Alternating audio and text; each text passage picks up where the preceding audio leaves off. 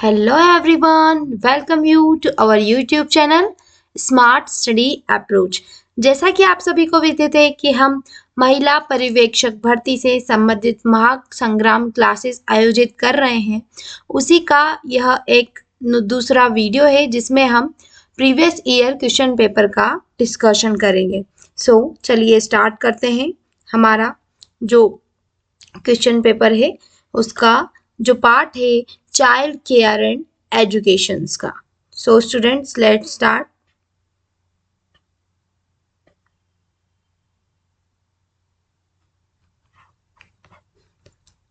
Child care and education, ठीक है students. यहाँ हम पहला क्वेश्चन देखेंगे हमारा।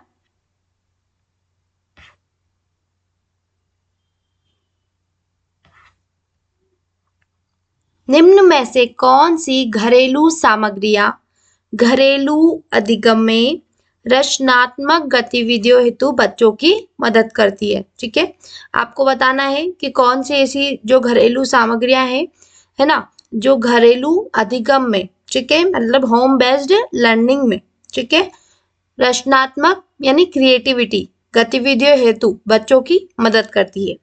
फर्स्ट हमारा ऑप्शन दिया गया है प्लास्टिक कवर, प्लेटें, ठीक है, डिब्बे, इस्तेमाल किए हुए कागज, समाचार पत्र, तीलियां। ये सभी क्या है? इस्तेमाल किए हुए कागज है, समाचार पत्र है, तीलियां, ये सभी क्या हो जाते हैं? हमारे घर में अवेलेबल हो जाते हैं। ठीक है, ये हमारा पहला ऑप्शन है।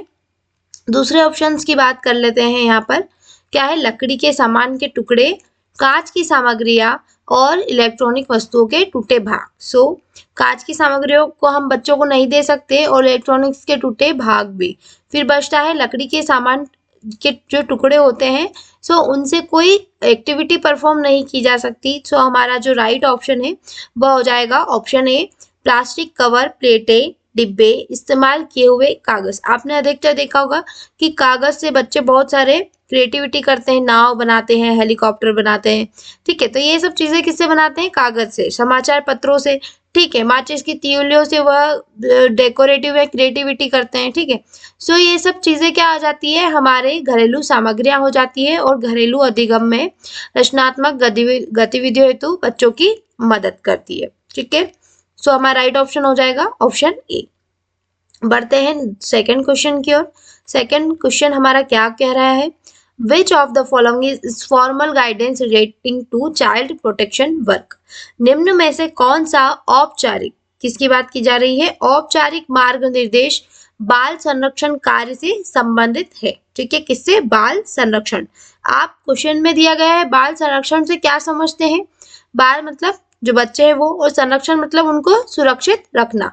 ऑप्शन दिए गए हैं बच्चों को सुरक्षित रखने के लिए मिलकर कार्य करना 2006 में, गोपनीयता नहीं, प्रत्येक बच्चा महत्वपूर्ण है, या बाल परिवीक्षा अनुसंधान के संदेश।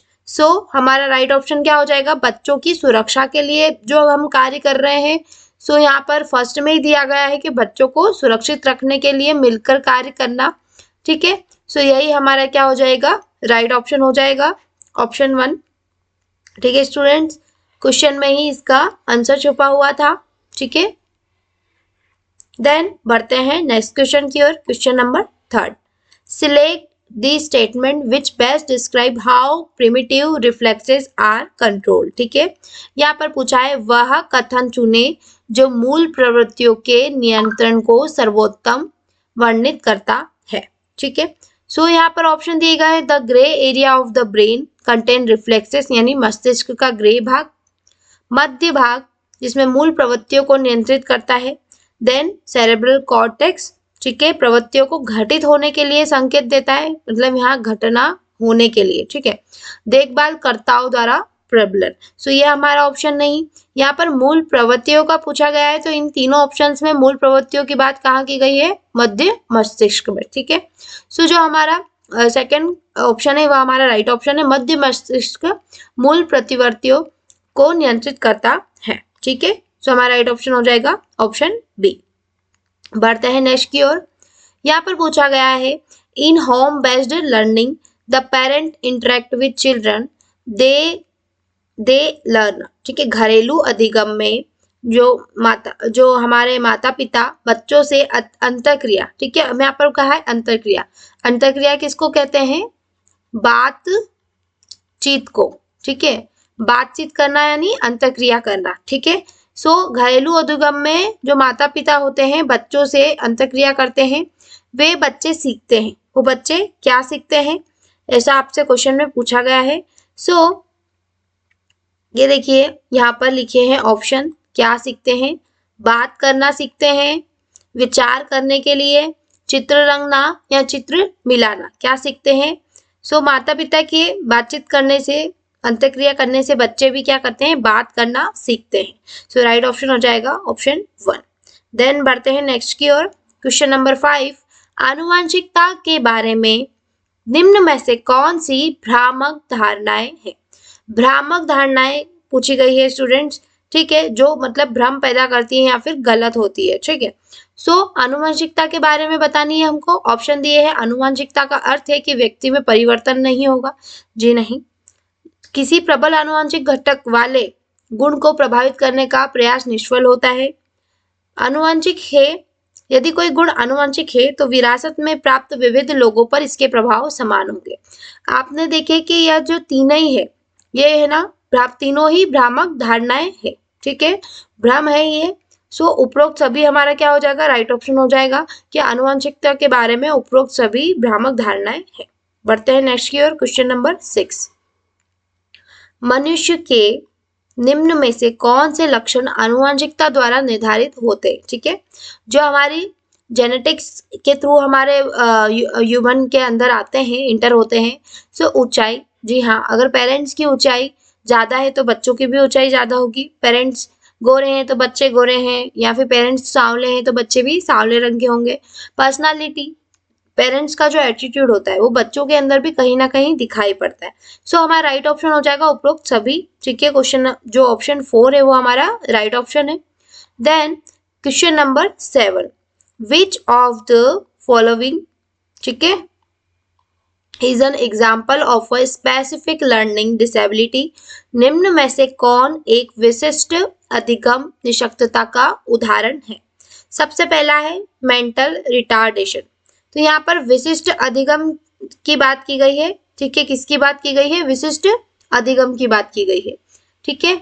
सो यहाँ पर आप इसको थोड़ा ध्यान से देखिएगा, जो स्पेशल स्टूडेंट होते हैं उनकी जो निशक्तता होती है यानी लर्निंग डिसेबिलिटी पूछी गई है, उसका उदाहरण देना है। तो पहला है मेंटल रिटार्डेशन, ठीक है। नेक्स्ट बताती हूँ मैं आपको, एडीएचडी, ठीक है, क्या है? एडीएचडी। देन है dyslexia, then autistic spectrum disorder. क्या है? Autistic spectrum disorder. सो हमारा राइट ऑप्शन क्या है? डिसलेक्सिया। अब डिसलेक्सिया क्या है, ठीक है। सो डिसलेक्सिया एक ऐसी बीमारी है जिसके अंदर लर्निंग क्या हो जाता है? लर्निंग डिसेबिलिटी आ जाती है, ठीक है, लर्निंग डिसेबिलिटी आ जाती है जो अफेक्ट करती है, अफेक्ट पर्सन या फिर किसी बालक को या पर्सन को, जो भी है जिसके अंदर ये डिसीज होती है। पर्सन ओरल, क्या होता है? ओरल एंड रिटन लैंग्वेज में, ठीक है, इन दोनों में उस जो पर्सन है उसको प्रॉब्लम आती है, ठीक है, लिखने में भी बात करने में भी जो उसको डिसेबिलिटी आ जाती है, ठीक है। सो यह हो जाता है डिसलेक्सिया, है ना, डिसीज हो जाती है, ठीक है। सो आप समझ गए होंगे स्टूडेंट्स कि क्वेश्चन में पूछा था कि निम्न में से कौन एक विशिष्ट अधिगम निशक्तता यानी लर्निंग डिसेबिलिटी होती है। सो लर्निंग डिसेबिलिटी होती है डिसलेक्सिया, ठीक है। बढ़ते हैं नेक्स्ट की ओर। क्वेश्चन नंबर 8, भावनात्मक व्यवधान का हल्का स्वरूप है, ठीक है, किसके व्यवधान का? भावनात्मक व्यवधान का। ऑप्शन है साइकोसिस, ऑटिज्म, सिजोफ्रेनिया या न्यूरोसिस। सो हमारा राइट ऑप्शन क्या है? साइकोसिस। अब यहाँ पर बात की गई है इमोशनल डिस्टर्बेंस, ठीक है। सो जो हमारा साइकोसिस है वह क्या है? अगर आप साइकोसिस के बारे में देखें तो set of mental health health system, ठीक है, क्या है, set of mental health system है, ठीक है। देन इसमें क्या होता है कि मतलब बहुत सारी मेंटल हेल्थ के जो सिम्टम्स होते हैं, ठीक है, वो इसके अंदर दिखाई पड़ते हैं, ठीक है। क्या होते हैं, जो मेंटल हेल्थ के सिस्टम होते सिम्टम्स होते हैं वो इसके अंदर दिखाई देते हैं, ठीक है, जो अफेक्ट करते हैं एबिलिटी टू डिफरेंशिएट रियलिटी, ठीक है, जो रियलिटी होती है from false belief and ideas. मतलब जो भावनात्मक व्यवधान होता है उसमें अगर सिंपल लैंग्वेज में मैं आपको बताऊं तो जो पर्सन होता है वो रियलिटी और जो काल्पनिकता होती है, ठीक है, जो फॉल्स होता है उसमें डिफरेंस नहीं कर पाता है। वह जो सपने में देखता है उसे ही रियलिटी मान लेता है और जो रियलिटी होता है उसको एक्सेप्ट नहीं कर पाता है, भ्रम में जीता है। तो इसको क्या बोलते हैं, भावनात्मक व्यवधान, जिसकी डिसीज का क्या नाम है, साइकोसिस, ठीक है। क्या हो जाता है, उसको साइकोसिस हो जाता है। बढ़ते हैं नेक्स्ट की ओर। क्वेश्चन नंबर 9, घरेलू अधिगम का एक उद्देश्य है, ठीक है, किसका उद्देश्य है, घरेलू अधिगम का एक उद्देश्य है। होम बेस्ड लर्निंग का जो ऑब्जेक्टिव है उसकी बात कर रहे हैं।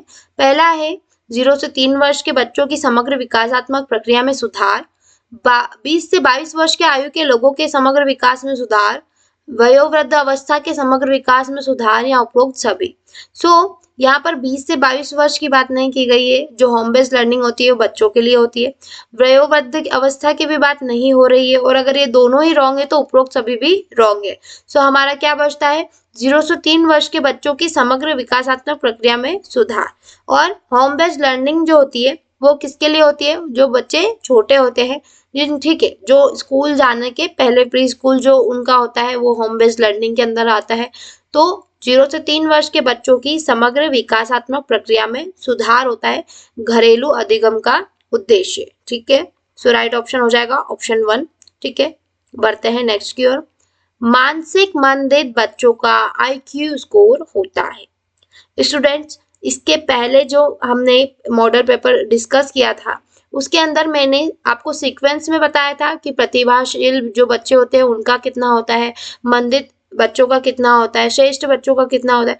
तो यहाँ पर मानसिक मंदित बच्चों का पूछा गया है, मंद जिसके अंदर स्लो डेवलपमेंट होता है, ठीक है। उनका होता है 70, क्या हो जाएगा 70। और अगर इसकी रेंज देखें तो रेंज होती है 50 to 70, ये इसकी रेंज होती है, किसकी होती है, मानसिक मंदित बच्चों का IQ लेवल की, ठीक है। हमारा राइट ऑप्शन हो जाएगा जो है ऑप्शन 4। ये देखिए यहाँ पर ऑप्शन 4 हमारा राइट ऑप्शन है। Home based learning is mainly, ठीक है, यहाँ पर पूछा गया है कि जो होम बेस्ड लर्निंग है वो क्या है, घरेलू अधिगम मुख्य रूप से है। ऑप्शन दिए गए हैं, बच्चे के प्रारंभिक विकासात्मक वर्षों के दौरान बच्चे व परिवार तक शीघ्र पहुंचना, माता पिता तक पहुंचना, वयस्कों को जानकारी प्रदान करना है, उपरोक्त सभी। ये दोनों तो रॉन्ग है, वयस्कों तक भी जानकारी प्रदान करने वाला नहीं है और उपरोक्त सभी भी नहीं है। माता पिता तक तो पहुंचना है, लेकिन कब, जब बच्चे का प्रारंभिक विकास हो, उन वर्षों में हमको पहुंचना है उनके परिवार तक, ठीक है, वो भी जल्दी।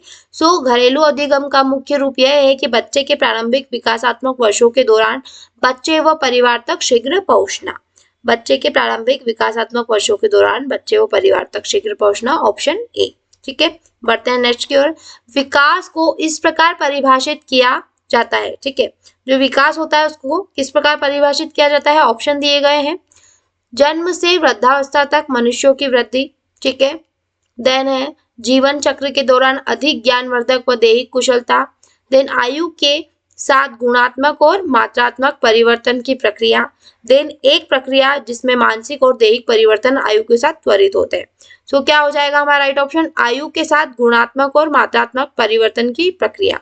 मतलब जो डेवलपमेंट है, ठीक है, क्या है, डेवलपमेंट यानी हमारा जो विकास है, ठीक है, वह क्या है, आयु एक एज के साथ में गुणात्मक क्वालिटेटिव एंड क्वांटिटेटिव, ठीक है। गुणात्मक मतलब क्वालिटेटिव और मात्रात्मक मतलब क्वांटिटेटिव, ठीक है, इन दोनों के जो होता है आयु के साथ में परिवर्तन की प्रक्रिया। कहलाती है विकास यानी डेवलपमेंट। सो ऑप्शन जो थर्ड है वो हमारा राइट ऑप्शन हो जाएगा। देन जब बच्चे माता पिता के साथ पौधों को पानी देने के कार्य में प्रतिभाग करते हैं तो वह निम्न अवधारणा विकसित करते हैं। मतलब क्या विकसित करते हैं? पौधों को पानी देने के कार्य में, ठीक है। सो अगर हम पौधों को पानी डालेंगे तो क्या होगा? पौधों की वृद्धि होगी, ठीक है। क्या होगी? वृद्धि होगी। सो इसी प्रकार जो निम्न अवधारणा विकसित करते हैं वह क्या होती है? वृद्धि होती है, ठीक है। सो यहाँ पर नेक्स्ट में दिया गया है हमारा राइट ऑप्शन वृद्धि, ठीक है स्टूडेंट्स। देन है क्वेश्चन नंबर 14, प्रथम दांत देखने की जो दिखने की औसत आयु है, ठीक है। कब बच्चों के प्रथम दांत है ना, पहले जो शुरुआती जो दांत आते हैं बच्चों के वो कौन से समय में आते हैं? तो 3 मंथ में बच्चा बहुत छोटा होता है, 12 महीने में तो बच्चा खाने पीने लग जाता है, 18 महीने में तो वो एकदम स्ट्रॉन्ग हो जाता है, उसके जो टीथ होते हैं वो मतलब वो सब चीजों को खाने चबाने लगते हैं। सो जो 7th मंथ होता है उसमें क्या होता है? प्रथम दांत दिखने की औसत आयु होती है। So right option is option 2 7, ठीक है। देन आ जाता है हमारा क्वेश्चन नंबर 15, घरेलू अधिगम में माता पिता बच्चों को कहानियां पढ़कर सुनाते हैं, वे सीखते हैं। अब माता पिता क्या कर रहे हैं? कहानियां जो है वो पढ़कर सुना रहे हैं, ठीक है। पढ़ कर मतलब वह भी किताब में से कहीं से पढ़ते होंगे फिर बच्चों को सुनाते होंगे। तो बच्चे क्या सीखते हैं? पढ़ने के लिए, विचार के लिए, लिखने के लिए, अनुकरण के लिए। सो अगर माता पिता बच्चों को कहानियां पढ़कर सुनाएंगे तो बच्चे भी क्या करेंगे? पढ़ने के लिए या फिर पढ़ना सीखेंगे, ठीक है। नेक्स्ट वन है, घर में वार्तालाप बढ़ने पर बच्चे सीखते हैं, ठीक है। अब घर में जो है बातचीत हो रही है, ठीक है, भाषा का उपयोग किया जा रहा है, वार्तालाप हो रहा है, तो क्या होगा? आरक्षण बढ़ेगा, भाषा की कुशलता विकसित होगी, बाहर जाएंगे या फिर अधिक खोजबीन करेंगे। सो राइट ऑप्शन क्या है? टू डेवलप लैंग्वेज स्किल, भाषा की जो कुशलता होती है वह विकसित करना किसके अंदर होती है? बच्चों के अंदर, ठीक है। घर में अगर वार्तालाप बढ़ने लगेगी तो बच्चे भी सीखेंगे भाषा की कुशलता विकसित करना, ठीक है। हमारा नेक्स्ट वन है क्वेश्चन नंबर 17, सामाजिक अंतरक्रिया और संप्रेषण में, ठीक है। सामाजिक अंतरक्रिया मतलब समाज के अंदर बातचीत, ठीक है। और संप्रेषण में गंभीर बाधा पड़ रही है समाज में, जैसे लक्षणों का शीघ्र दिखना निम्न में से किसका संकेत माना जाता है? ऑप्शन है फर्स्ट शेषवी स्वलीनता, शेषवी स्मृति लोप, प्रमस्तिष्क घात या रेट का सिंड्रोम। सो हमारा राइट ऑप्शन दिया है शेषवी स्वलीनता। अब शेषवी मतलब जो शिशु होते हैं छोटे वो, और स्वलीनता का मीनिंग मैं आपको बता देती हूँ, ठीक है। स्वलीनता जो होती है उसका मीनिंग होता है असामान्य कौशल, ठीक है। क्या होता है? असामान्य कौशल होता है, ठीक है। और मतलब इसको कौशलात्मक भी बोलते हैं, ठीक है। कौशल का विकास यानी कौशलात्मक विकास, ठीक है। सो यह होता है हमारा क्या होता है? स्वलीनता का, ठीक है। स्वलीनता का मतलब असामान्य कौशलात्मक विकास हो जाता है, ठीक है। इस कंडीशन में क्या होता है? जो एक व्यक्ति से दूसरे व्यक्ति से जो होती है हमारी जो विचार होती है, ठीक है, उसमें आदान प्रदान नहीं हो पाता है, ठीक है। आदान प्रदान नहीं हो पाता है, ठीक है, इस वाली कंडीशन में। सो शेषवी स्वलीनता इसे कहा जाता है, ठीक है। शेषवी स्वलीनता ऑटिज्म इसको बोलते हैं। सामाजिक अंतरक्रिया और संप्रेषण में यह एक बाधा होती है, ठीक है। नेक्स्ट वन है CD4 सेल, किसी एक के सिवाय शेष समस्त CD4 कोशिकाएं हैं। सो मोनोसाइट एक CD4 कोशिकाएं हैं, टी हेल्पर सेल्स भी CD4 कोशिकाएं और मैक्रोफेजेस। लेकिन टी साइटोटॉक्सिक कोशिकाएं ये क्या है? CD8 कोशिकाएं हैं। क्या है? CD8 कोशिकाएं इन्हें कहा जाता है। और इसका मेन वर्क क्या होता है? जो हमारी संक्रमण कोशिका होती है, ठीक है। क्या होती है? संक्रमण कोशिका होती है, ठीक है, उसको यह किल करती है। क्या काम करती है? किल करती है। ठीक है, इसीलिए इसको क्या कहा गया है, टी साइटोटॉक्सिक कोशिका। ठीक है, संक्रमण कोशिकाओं को किल करना इनका काम होता है। ठीक है, और इसका नेम होता है CD8 भी होता है। ठीक है, सो CD4 कोशिकाओं में यह नहीं आती है। राइट ऑप्शन है ऑप्शन थर्ड, टी साइटोटॉक्सिक कोशिका। ठीक है, बढ़ते हैं नेक्स्ट की ओर। कुछ घरेलू आगंतुकों द्वारा बच्चों और परिवार को महत्व दिए जाने पर बच्चों में निम्न अनुभूति होती है। ठीक है, अब कोई घरेलू आगंतुक है जो घर में आए हैं, बच्चों और परिवारों को उन्होंने क्या दिया, महत्व दी, यानी इंपॉर्टेंस दी। सो बच्चों में क्या अनुभूति होगी? ऑप्शन है सुरक्षा की अनुभूति, उच्च सफलता की अनुभूति, ऊर्जा की अनुभूति या उत्सुकता की। सो अगर वह महत्व दे रहे हैं कोई बाहर से हमारे परिवार और बच्चों को, तो बच्चों के अंदर सुरक्षा की अनुभूति होगी। किसकी होगी? सेफ्टी की अनुभूति होगी। ठीक है, सो सुरक्षा की अनुभूति की गंभीरता हमारा क्या हो जाएगा? राइट ऑप्शन हो जाएगा। नेक्स्ट वन है 3 से 6 आयु वर्ग हेतु आरंभिक बाल्यावस्था शिक्षा योजना। क्या है? 3 से 6 वर्ग हेतु आरंभिक बाल्यावस्था शिक्षा योजना किसके अधीन संचालित है? ऑप्शन है सर्व शिक्षा अभियान। ठीक है, एक ऑप्शन आपने देख लिया, सर्व शिक्षा अभियान। नेक्स्ट ऑप्शन है राजीव गांधी एजुकेशन प्रोग्राम, प्रारंभिक शिक्षा का सार्वभौमिकरण या शिशु विद्या योजना। सो स्टूडेंट्स, यहाँ पर क्या पूछा गया है? 3 से 6 वर्ष। ठीक है, तो 3 से 6 वर्ष के जो बच्चे होते हैं वह क्या, उनका जो स्कूल होता है वो क्या होता है? प्रारंभिक होता है। ठीक है, प्रारंभिक दौर होता है शिक्षा का, जिसमें बच्चे LKG, UKG, नर्सरी, ठीक है, इन सब में पढ़ते हैं। ठीक है, तो यह जो प्रारंभिक शिक्षा होता है, जो दौर होता है, इसमें यहाँ पूछा गया है। सो ऑप्शन है यूनिवर्सलाइजेशन ऑफ एलिमेंट्री एजुकेशन, यानी प्रारंभिक शिक्षा का सार्वभौमिकरण, यह हमारा राइट ऑप्शन हो जाएगा। देन नेक्स्ट क्वेश्चन है क्वेश्चन नंबर 21। कौन सा प्रावधान बाल के साथ दुर्व्यवहार हो रहा है, वो दुर्व्यवहार किस तरीके का हो सकता है? यौन उत्पीड़न हो सकता है, यौन संबंधी हो सकता है। ठीक है, सो ये जो दुर्व्यवहार होता है, इसके संदिग्ध मामलों की जांच के लिए स्थानीय पदाधिकारियों का प्रमुख कर्तव्य निर्धारित है। ऑप्शन है S.31 बाल अधिनियम 1989, S.47 बाल अधिनियम 1989, S.17 बाल अधिनियम 1989 या S.11 बाल अधिनियम 2004। सो हमारा राइट ऑप्शन क्या है? S.47 बाल अधिनियम 1989। ठीक है, so right option is option 2। Then हमारा 22 नंबर का क्वेश्चन आता है घरेलू आगंतुक होने चाहिए।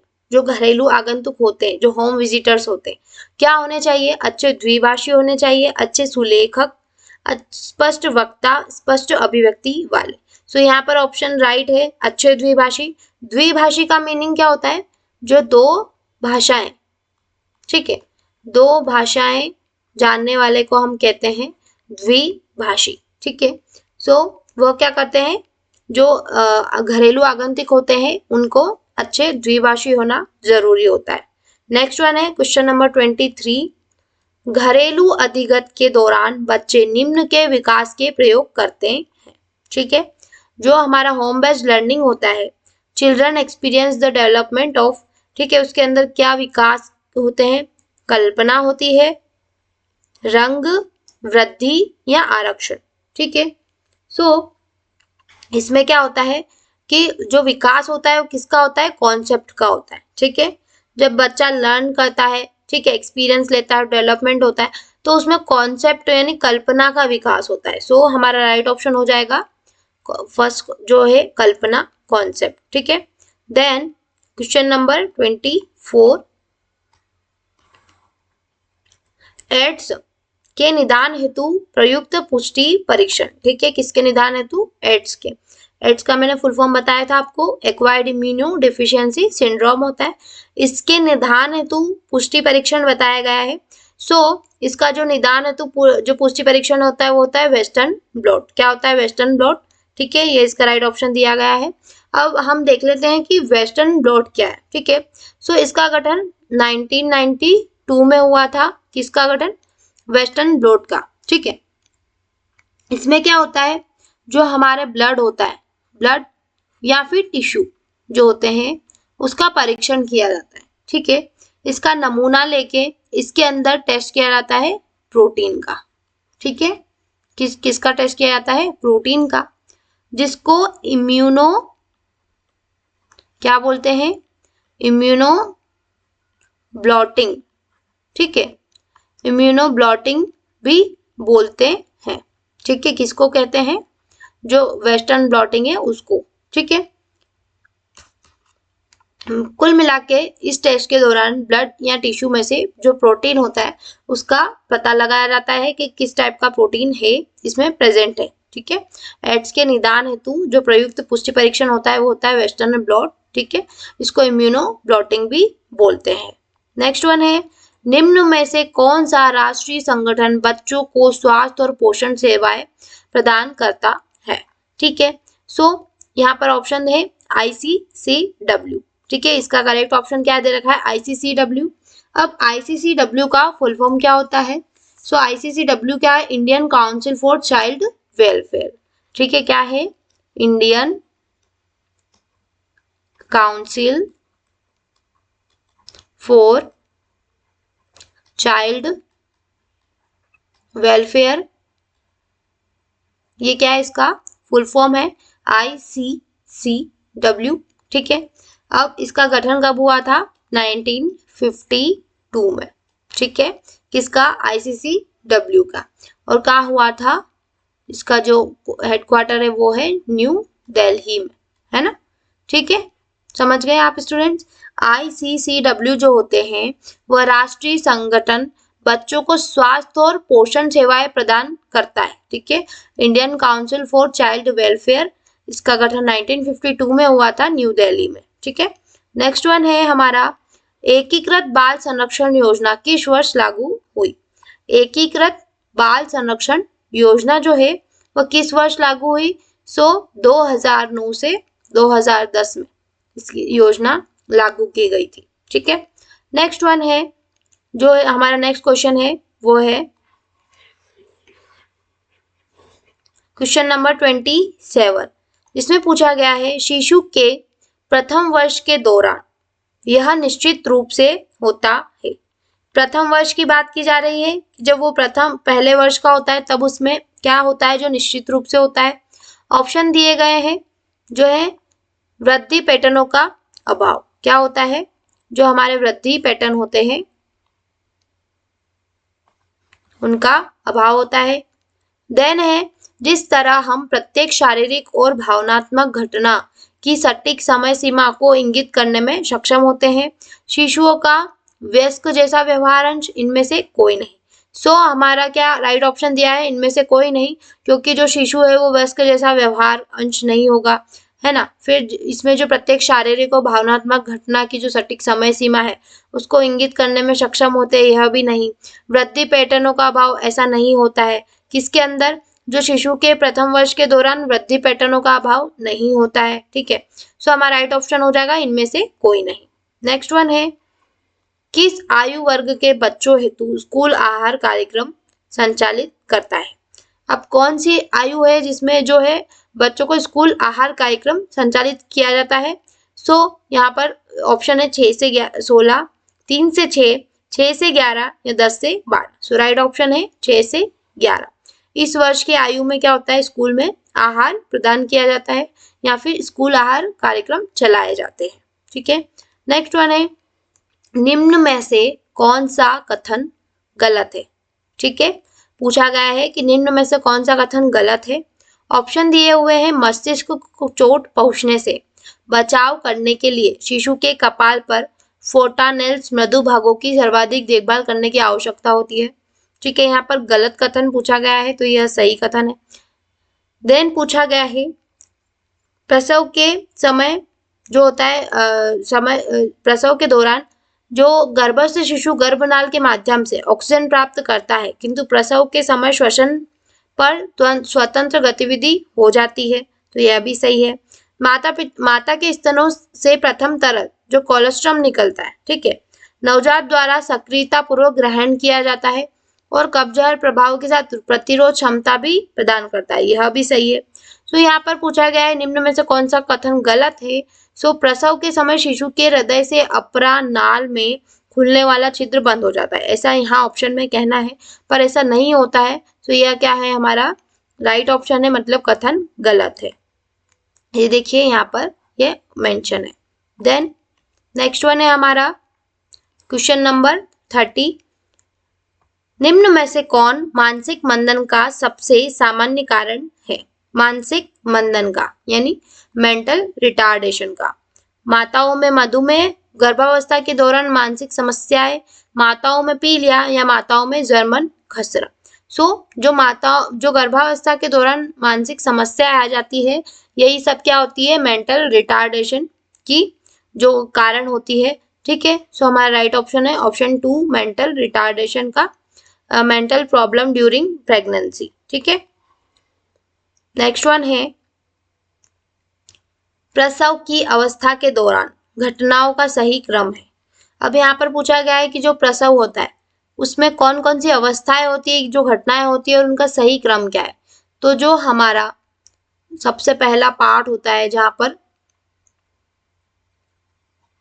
ग्रीवा होता है, ठीक है, जिसमें जो शिशु होता है वह प्रेजेंट होता है। ठीक है, सो जो ग्रीवा होता है इसमें क्या होता है, फर्स्ट प्रोसेस में इसका फैलना, ग्रीवा का फैलना, यानी जो होता है सर्वाइकल डायलेशन। डायलेशन का मीनिंग क्या होता है, फैलना। ठीक है, ये हमारी फर्स्ट जो क्रम होता है वो सही क्रम होता है, फर्स्ट क्रम होता है।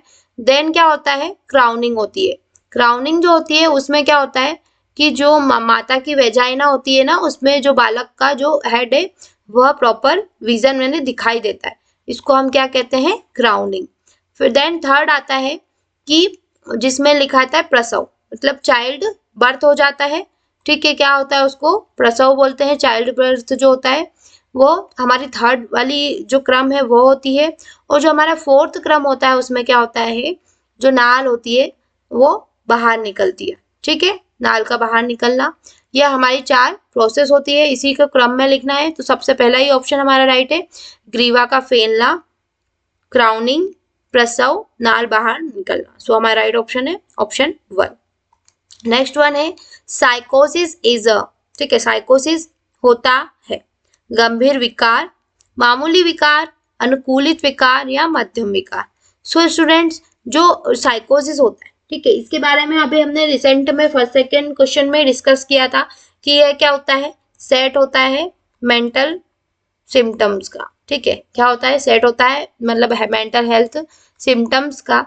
और इसके अंदर क्या हो जाती है, एबिलिटी टू डिफरेंशिएट रियलिटी, मतलब भ्रम की जिंदगी जीता है जो पर्सन होता है वो रियलिटी और फेक में डिफरेंस नहीं समझ पाता है। ठीक है, सो यह क्या है, यह एक माइल्ड डिसऑर्डर है। ठीक है, क्या है, मामूली विकार है, किसमें, साइकोसिस में। ठीक है, बढ़ते हैं नेक्स्ट की ओर। क्वेश्चन नंबर जो है हमारा 33, इसमें कहा गया है the condition of new born babies is influenced by, नवजात शिशुओं की दशा किससे प्रभावित होती है। ठीक है, जो नवजात शिशु होता है उसकी दशा के प्रमुख जो कारक है वो कौन कौन से है, जन्म की प्रक्रिया से, ठीक है, प्रसव पूर्व वातावरण से। जन्म की प्रक्रिया मतलब बेबी का जो चाइल्ड बर्थ होता है उस टाइम अगर कुछ प्रॉब्लम आ जाती है या फिर जो डिलीवरी करने में कुछ मिस्टेक्स हो जाती है तो उससे भी क्या होता है कि बच्चे की जो शिशु की दशा है उस पर प्रभाव पड़ता है। और प्रसव पूर्व वातावरण, उसके पहले जो यहाँ बच्चा प्रेजेंट होता है, ठीक है, ग्रीवा के अंदर, तो वहां पर वो वातावरण अगर सही नहीं होगा और वह फिर जो बाहर निकलेगा तो उससे क्या होगा कि वह दिशा भी उसको प्रभावित करती है। ठीक है, और आंख, त्वचा, बाल, इससे कोई प्रभावित नहीं होता है। सो हमारा ऑप्शन क्या हो जाएगा, दोनों, दोनों उपरोक्त, दोनों, both of the above, first and second, दोनों इसका आंसर, किसका, नवजात शिशुओं की दशा का प्रभावित करने वाले तत्व। ठीक है, देन है विच of the following statement is fall, निम्न में से कौन सा कथन गलत है। गलत पूछा गया है, सही नहीं, गलत पूछा गया है। ऑप्शन है कुछ माताएं नवजात शिशुओं को बोतल से दूध पिलाती है क्योंकि वह घर के बाहर कार्य करती है। स्तनपान कराने वाली माताओं के अभिभावक शिशु संबंध सदैव बेहतर होते हैं। बोतल से दूध पिलाने से माता पिता शिशु अंतःक्रिया हेतु अधिक अवसर मिलते हैं। स्तनपान कराने वाले शिशुओं में पाचन संबंधी समस्याएं कम होती है। ठीक है, सो यहाँ पर पूछा गया कौन सा कथन गलत है। स्तनपान कराने वाली माताओं के अभिभावक शिशु संबंध सदैव बेहतर होते हैं, यह कथन है गलत है। ठीक है, पेपर में बताया गया है कि यह वाला कथन गलत है। नेक्स्ट वन है क्वेश्चन नंबर 35, निम्न में से किसे प्रायः आरंभिक बाल्यावस्था विकास माना जाता है। ठीक है, प्रारंभिक बाल्यावस्था जो आरंभिक बाल्यावस्था है उसका विकास माना गया है। यहाँ पर ऑप्शन दिए गए हैं, जन्म से 8 वर्ष आयु तक का विकास। ठीक है, आरंभिक मानसिक प्रचालन जो होता है उसके बारे में, देन स्कूल पूर्व वर्षों से प्राथमिक कक्षाओं तक विकास, देन बच्चे के प्रथम चरण से आरंभ होने और किशोरावस्था के औपचारिक प्रचालन चरण में समाप्त होने वाला विकास।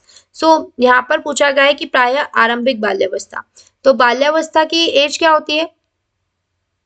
बाल्यावस्था की जो एज होती है वह करीब जो शेषवावस्था होती है उसके बाद बाल्यावस्था चालू होती है। ठीक है, तो शेषवावस्था होती है 0 से 3, फिर इसके बाद क्या होती है जो हमारी बाल्यावस्था चालू होती है 12 वर्ष तक। ठीक है, यहाँ पर पूछा गया है कि प्रायः आरंभिक बाल्यावस्था जो होती है उसमें यह दोनों आते हैं। जन्म से लेकर 8 वर्ष तक का जो होता है उस विकास होता है, यह हमारा क्या हो जाता है, प्रायः बाल्यावस्था का विकास माना जाता है इन वर्षों में। ठीक है, हमारा राइट ऑप्शन क्या हो जाएगा, ऑप्शन ए।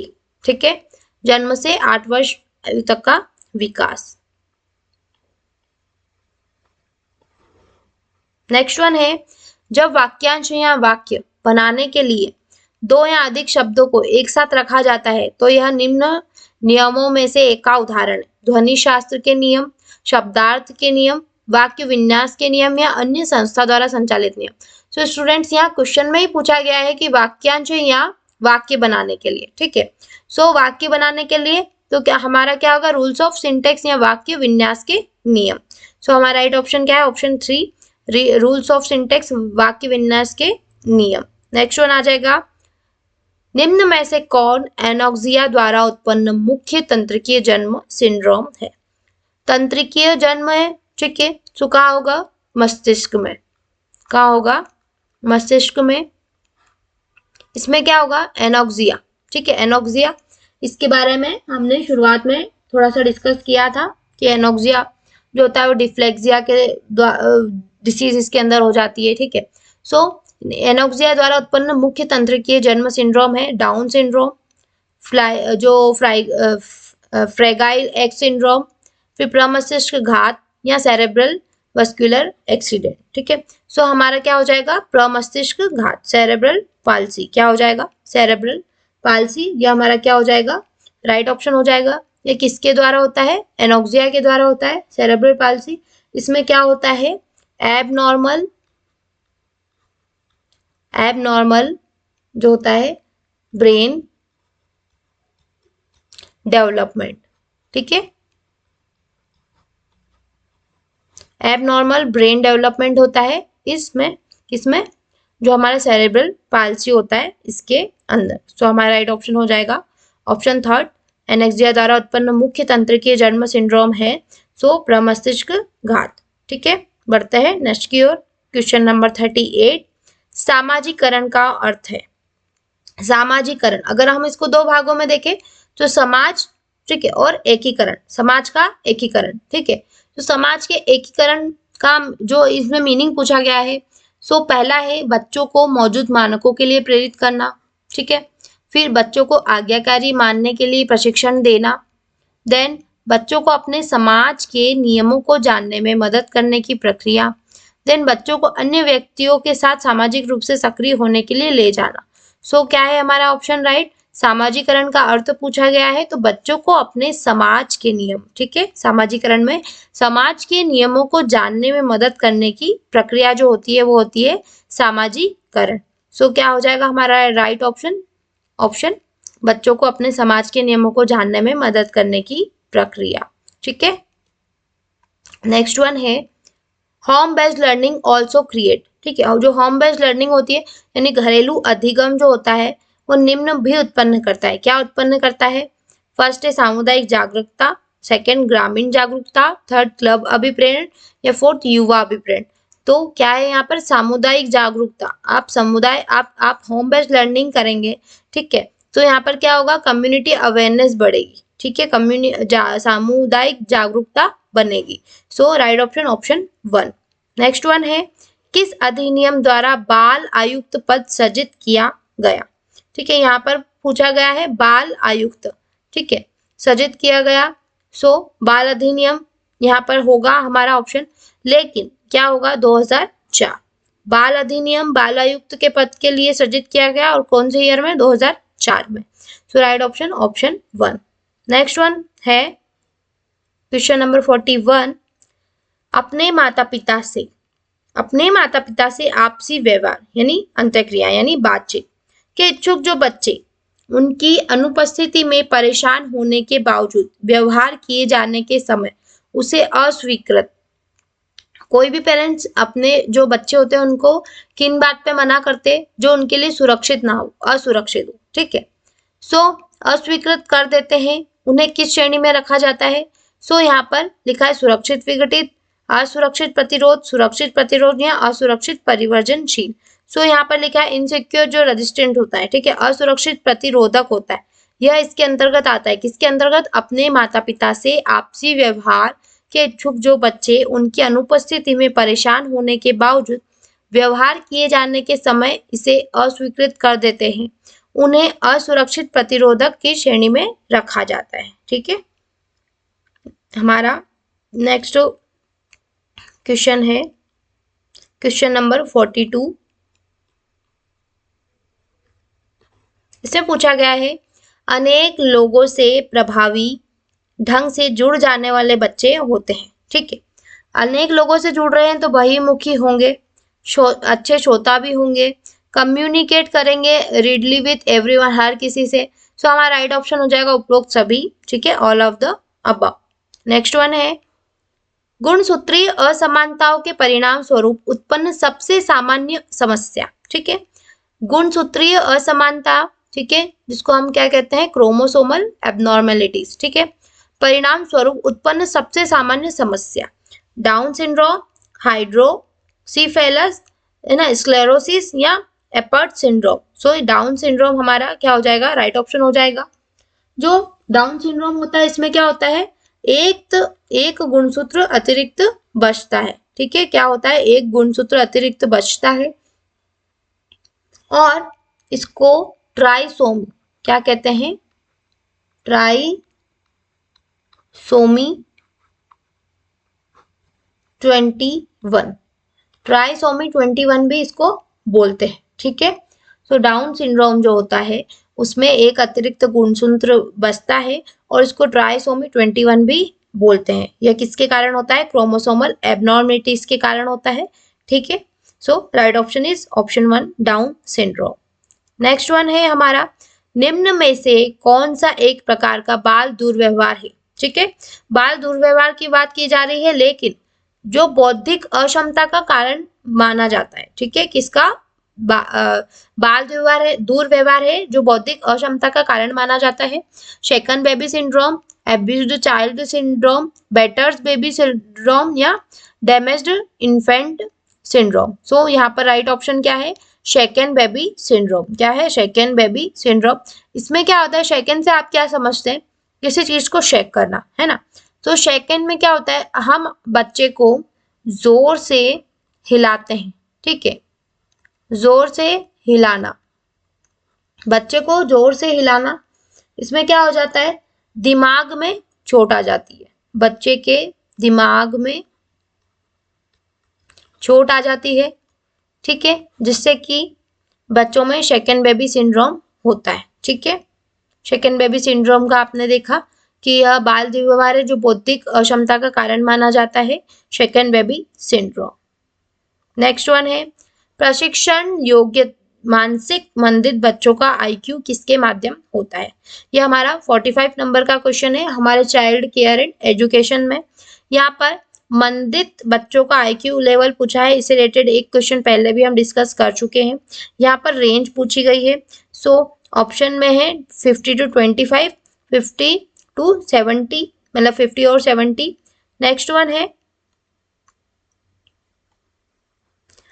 10 से 25, 10 और 25। और नेक्स्ट वन है 60 और 75। ठीक है, क्या है 60 और 75। सो यहाँ पर मैंने आपको बताया था कि जो हमारा 50 से और 70 होता है, ये हमारा क्या हो जाएगा, मंदित बच्चों का आईक्यू लेवल हो जाएगा। सो क्या है यहाँ पर मंदित बच्चों का आईक्यू लेवल 50 और 70। ठीक है स्टूडेंट्स, अब हम इसके अलावा बात कर लेते हैं हमारे जो जनरल नॉलेज के खंड में पूछे गए हैं उन क्वेश्चंस की। ठीक है,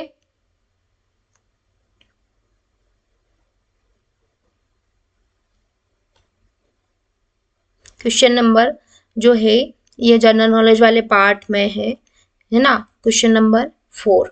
ठीक है, इसमें पूछा गया है कि जो मधुमेह से ग्रसित मरीज होते हैं के मूत्र में किसका सैंपल लिया जाता है। ठीक है, जो मधुमेह यानी जिसको डायबिटीज हो गई है उससे ग्रसित जो मरीज है उसके मूत्र से किसका सैंपल लिया जाता है, सुक्रोज का, ग्लूकोज का, लैक्टोज का या माल्टोज का। ये सभी कहीं ना कहीं शर्करा है, लेकिन इसमें ग्लूकोज का जो सैंपल वो लिया जाता है किसमें, मधुमेह के ग्रसित मरीज से। ठीक है, सो राइट ऑप्शन हो जाएगा ग्लूकोज। इसके अलावा हमारा नेक्स्ट जो है वो है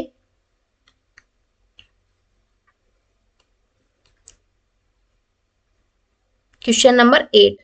इसमें दिया गया है गुणसूत्र संबंधित होते हैं। ठीक है, जो गुणसूत्र होते हैं वो किससे संबंधित होते हैं, श्वसन से, प्रजनन से, आनुवांशिक गुणों के स्थानांतरण से या पाचन से।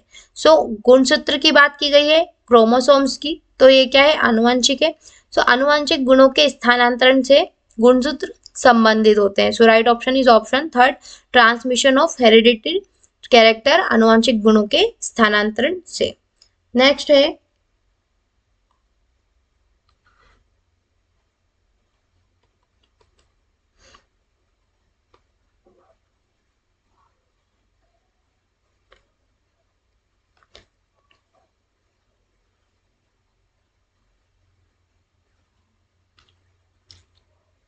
स्टूडेंट्स, यहाँ पर लिखा गया है दांत का कौन सा भाग इनेमल से ढका होता है। ठीक है, किससे ढका हुआ होता है, इनेमल से। सो मैं आपको बता दूं कि ऑप्शन दिए गए हैं क्राउन, मूल, डेंटाइन या उपरोक्त सभी। तो यहाँ राइट ऑप्शन क्या है, क्राउन। अब क्राउन की जो पोजीशन होती है वो किस टाइप की होती है, इस तरीके से हमारा जो दांत का जो ऊपर पोर्शन होता है वो इस तरीके का दिखता है। देन जो हमारा लोअर पोर्शन होता है वो कुछ ऐसा होता है। ठीक है, कैसा होता है, ये आपको स्क्रीन पर कुछ इस तरीके से दिखाई दे रहा है। ये जो ऊपर का पोर्शन होता है इसको हम क्या कहते हैं, क्राउन। ठीक है, और जो ये हमारा नीचे का पोर्शन होता है इसको कहते हैं जॉ बोन। ठीक है, क्या कहते हैं, जॉ बोन। यह जो पोर्शन होता है इसको हम कहते हैं सीमेंटम। ठीक है, यहाँ पर पूछा गया है दांत का कौन सा भाग इनेमल से ढका होता है, तो इनेमल कहाँ प्रेजेंट होती है, क्राउन में। ठीक है, सो राइट ऑप्शन क्या हो जाएगा, क्राउन। सो आपको समझ में आया क्राउन किसे कहा गया है, यहाँ पर जो हमारे टीथ का ऊपरी पोर्शन है उसे क्राउन कहा गया है।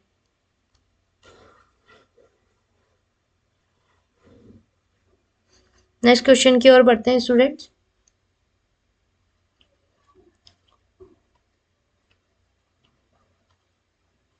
ट्वेंटी 29 रजोधर्म होता है, क्या होता है, जो रजोधर्म होता है वो क्या होता है, menstruation occurs due to, option दिए गए हैं पुटक उत्तेजक हार्मोन की कमी से, है ना, लुटिनाइजिंग हार्मोन्स के बढ़ने से, एस्ट्रोजन तथा प्रोजेस्टेरोन की कमी से, या इनमें से कोई नहीं। सो एस्ट्रोजन और प्रोजेस्टेरोन क्या है, फीमेल सेक्स हार्मोन है। ठीक है, सो इसमें क्या होता है, जब इसमें कमी हो जाती है, जो एस्ट्रोजन और प्रोजेस्टेरोन के लेवल में कमी हो जाती है, जब क्या होता है, रजोधर्म होता है। So decrease level of estrogen and progesterone. So हमारा राइट ऑप्शन हो जाएगा ऑप्शन 3।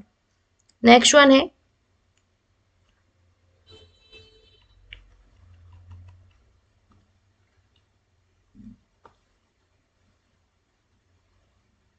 घेंगा रोग किसकी कमी से होता है। यहाँ पर पूछा गया है घेंगा रोग किसकी कमी से होता है। ऑप्शन है हमारे कैल्शियम की, लोह की, फास्फोरस की या आयोडीन की। सो राइट ऑप्शन क्या हो जाएगा, आयोडीन की। घेंघा रोग आयोडीन की कमी से होता है। ठीक है, इसमें क्या होता है, हमारा जो घेंघा रोग होता है, इसमें क्या होता है, जो हमारी गले की जो साइज होती है वो क्या हो जाती है, बढ़ जाती है। ठीक है, जो गले की साइज होती है वो थोड़ी सी बढ़ जाती है। नेक्स्ट वन है, एक क्वेश्चन आई थिंक ऊपर छूट गया है 27 वाले में।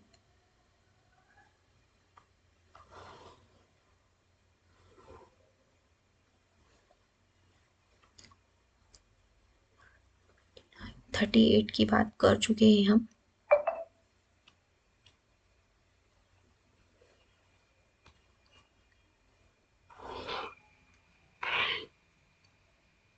यहाँ पर पूछा गया है आधार उपापचयी दर का नियंत्रण हार्मोन। ठीक है, आधार उपापचयी, उपापचयी मीनिंग मतलब बेसल मेटाबॉलिक रेट। ठीक है, आधार उपापचयी की दर में बेसल मेटाबॉलिक रेट का नियंत्रण हार्मोन है एड्रिनालिन, थायरोक्सिन, इंसुलिन या ऑक्सीटोसिन। सो क्या है हमारा नियंत्रण हार्मोन, थायरोक्सिन। थायरोक्सिन है हमारा नियंत्रण हार्मोन। ठीक है, नेक्स्ट वन है हमारा क्वेश्चन,